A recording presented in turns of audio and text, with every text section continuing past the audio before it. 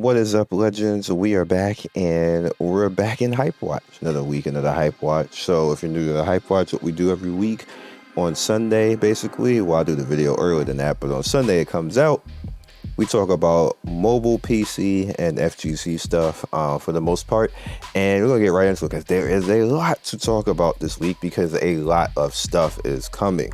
So, getting right into it, as you guys can see right off the bat, we have Call of Duty Modern Warfare 2, Modern Warfare Warzone is actually coming out 2.0 the 16th. A lot of people are excited for this. I'm probably going to come in and see how I do. I want to see necessarily how cool Warzone is going to be. I'm a fan of Warzone in general. I'm not a FPS YouTuber. I would have liked to have been, but I just never got around to actually doing that.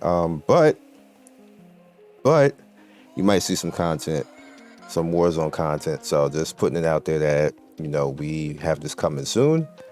Next up, we have Floodland. Floodland is going to be interesting and actually really good. I like that they do this right now so I can do it while I'm talking. What this basically is that the world basically had a catastrophic event which could actually happen to us in real world, and the water level rose and got rid of the majority of the land in the world. So you have to basically have survivors survive in a Sim City type of atmosphere where you gotta get resources and manage people and do cool stuff like that. And there's warfare and stuff. So I'm actually interested in this game, and I might get to review it. So if I do, I'll put it up on the channel. But for the most part, here's the link. It's going to be coming out the 15th. Next up is Bendy, the Dark Revival. Bruh, this game is scary. You guys remember I played this on the mobile version. This is the Steam PC version that's going to be coming the 15th. There's nothing else to say other than this is a scary ass game, and if you're into that type of thing, bam, here it is. Next up, we have Frozen Flame. Now, these open world survival games tend to blow up because you remember the Valheim. Remember Valheim? That game was actually really enjoyable. I got lost in that game for like a month or so. So this one might end up that way too. So we'll see. And I might get to actually review this as well. I actually requested it, so hopefully I do get to review this one. But here it is right here. So as far as PC stuff, that's it. Let's head over into mobile games that are available right now. Paper Bride Unresolved is a creepy ass game. Like Bendy, we got two creepy ass games this week, and this is out right now. I actually was going to review this, and they did some grudge/ring stuff, and I was like, nah, I ain't recording this. I'm out. But if you're into that type of thing, go for it. I no, absolutely not. Shadow of the Orient is actually a pretty cool game. It is a side scroller, like if you're used to Ninja Gaiden games along those type of lines. Mega Man, this game might be for you. It's very retro looking, very retro acting, but it's smooth. It's smooth gameplay, and obviously not something that I typically do on the channel, but it's a pretty good game, so try it out. Next up is Akadi, which is we actually covered this before, but it was called Code Zeno. I think it was called Code Zeno, but it is pretty much an idle RPG manager type of game. Something you guys can go into. Dark skin waifus, as you can see, might be something that you can like. But yeah, going up next forward is Legend Kabbalah. This is an anime RPG manager type of game. There's plenty of those on the market right now for you guys. I believe this is the JP version right now, but this is CBT right now, and the amount that they actually put into this game and the amount of work and the characters and everything else and the art, this is probably going to come global eventually. So if you guys want to try it out now and get a good look at it, it might be some hype for you to mess around with in the future. Next up, we have Dear Ella. This is out right now, but you notice it got a 2.0. And the reason why it got the 2.2, the reason why it's so low is they don't have it in the title right now, but this has FT NTFs. I'm about to say FTC. NTFs in it, and people don't like that. Obviously, NTF market died. All the hell is done. I eventually am going to take a look at this game because it's like King's Raid. It's like a King's Raid clone, and I like King's Raid. There's nothing wrong with King's Raid other than it's old, but it's actually not that bad. It's kind of a stiff version of King's Raid. They don't have as much animation, and obviously, like I said, they have the NFT stuff, which is the NFT stuff is kind of like a side curse, and they're even seem like they're seemingly taking majority of the stuff out of the game because it's obvious NFT is just dead and done right now. So, but the thing is that a whole bunch of games were leaning on that and thinking they're going to come out with that. Next up, speaking of which, Abyss on Zimit. This is another game like that you see they don't have it in the title and they took majority of it out. But you, as long as you know what this is, you know that it's going to be NFT because that's the system that they're using actually for it. I don't know why. If I was companies, I would just pause, take the NFT stuff out because the market's done for that, and I don't think it's ever coming back. And just try to do something else. Like just take it out because all you do when you do that is just make people mad the minute that they figure that out, and then they just don't play your game. Your game is like dead before it even launched. Like there's just no reason to do that. Next up we have is Ancient Gods Card Battle RPG. Literally the title says it all. It's this basically card battle with characters that are anime like. Ancient Gods, and if that's your thing, have at it. Zombie Arena Casual Idol, again, is just in the title. This is just like the Walking Dead and stuff like that. It's literally just like that. It's like a palette swap, basically. So if you're into those type of games, again, have at it. Here's another side scroller / game. Twins Legend of the Ninja Hunter. This one is actually good. It's cool. It's a lot of fun. The bosses, the way that the characters actually have animations. You can animation cancel and fight. I have a lot of fun with this. So, try it out. Might be up your alley. Next up, we have Eternal Rush, Idle RPG. Another one of those idle type of games where you're just kind of like just running in, and it gets a little bit addictive because you try to get further and further each time and get your build going so you end up super strong, and then, you end up out of there. Next up is Eternal Legend. Eternal Legend is like Final Fantasy, but a bootleg Final Fantasy. You can tell this was made with like RPG Maker or something like that. That's on Steam right now. But they did a good job. And it's kind of fun for the most part, but not necessarily something that I would take care of. But I did want to show it because it's up. It's free for you guys to download just in case you're just looking for some RPG to play. Battlefield has a mobile version that is currently available for you to download and play right now if you have a device that actually works on it. Most of the emulators that I tried it on did not work, so this is probably just going to be something that's going to be like handheld or a tablet or something like that you can actually get into.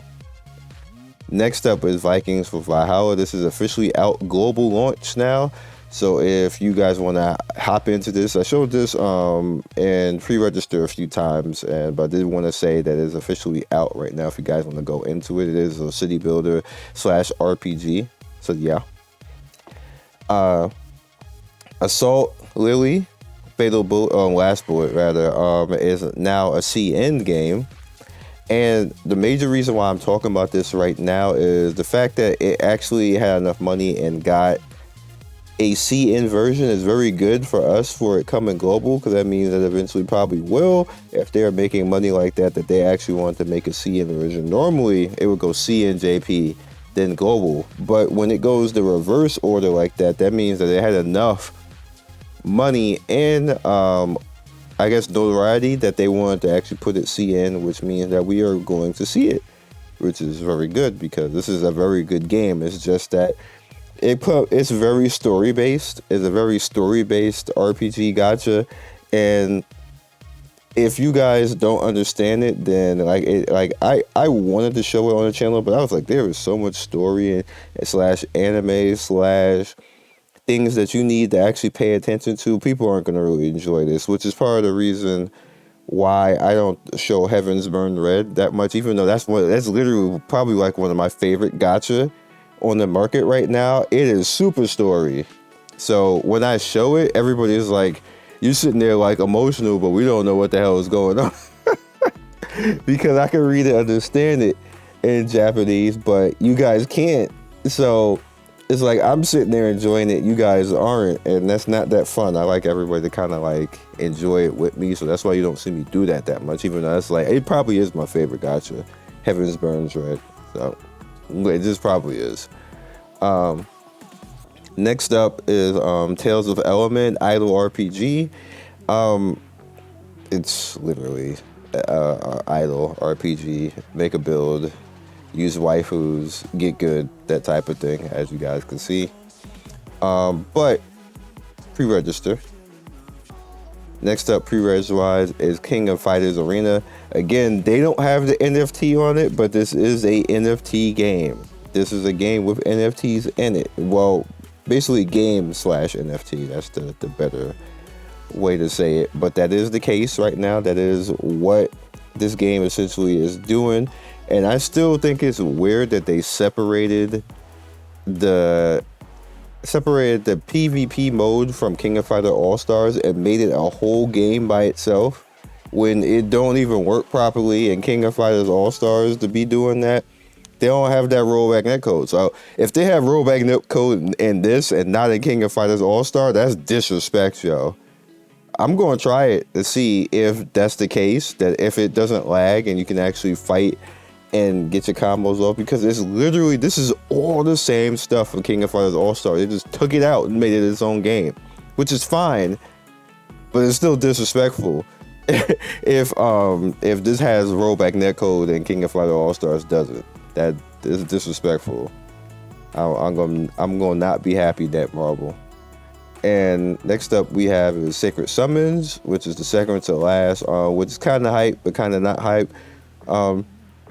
RPG Manager, but the RPG Manager for all the bangs and whistles, but it has a lot of quality. I know specifically of this game and messed around with it a little bit when it was in its Asian version, and it is not a bad game. It's not a bad game. If you like an RPG Manager, if you want to play those types of games where people actually do, and it's not 100 free summons. It's pretty much, you gotta earn it over quests, by the way.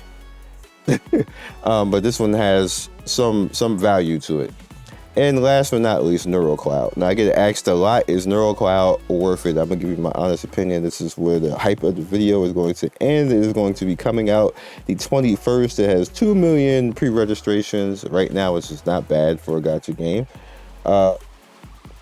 This game, in my opinion, is pretty much, for one thing, it's a rogue like game. So essentially what you're going to be doing is you're going to be going after builds. Now you can supersede all that and get certain characters.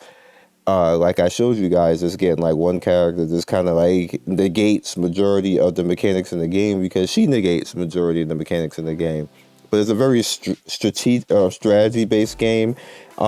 For the most part, for the first 3 or 4 chapters, you can do whatever you want. But after that, you gotta get good and get at the game, and that's where a lot of people are going to fall off, because it starts to get a little bit tedious as far as going through all the stages and doing everything properly. Now, the lucky thing is at that point of around chapter 3 and 4 is where you get auto, where you don't have to actually do it. So if you wailed a little bit, or if you got lucky and got certain characters, you can necessarily auto all the way up to chapters 7 and 8 without necessarily having to worry about much of anything beyond micromanaging and making sure that your build is good when you go through on the roguelike part.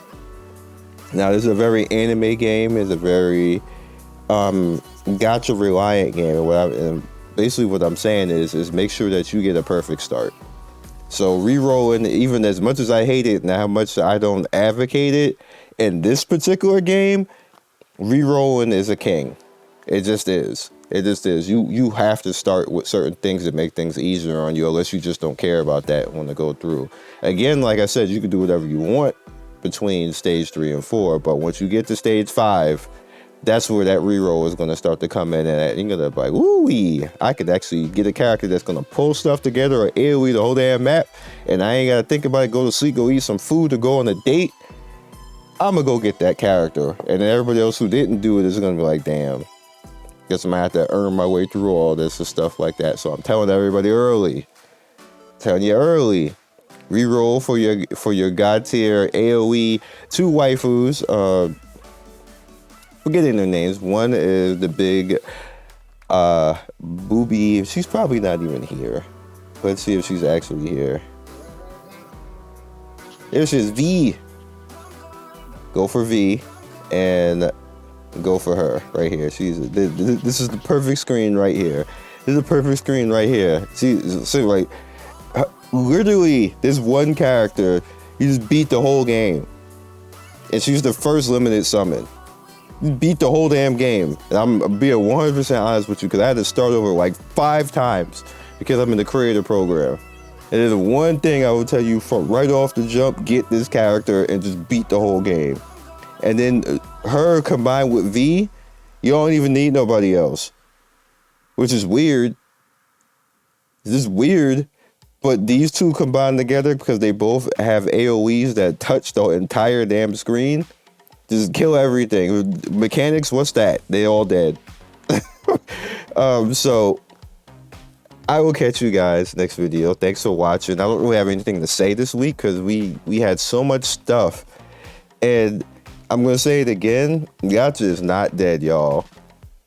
Gacha is far from dead, because there's so much stuff, and there's stuff that didn't make this video because I'll be sitting here talking forever. There's another 10 to 15 games that just didn't even make this video that are out right now, or pre-registered, that we'll probably make next week if next week is a little bit slow, but it probably won't, because Gacha has completely, what I want to say, recovered, because it's back to just dropping game after game after game after game, because people weren't locked to certain things and not, you know, basically stifled by the pandemic anymore. So Gacha's just back to just throwing games out left and right. So if you think, or people telling you Gacha's dead, Gacha is not dead, yo.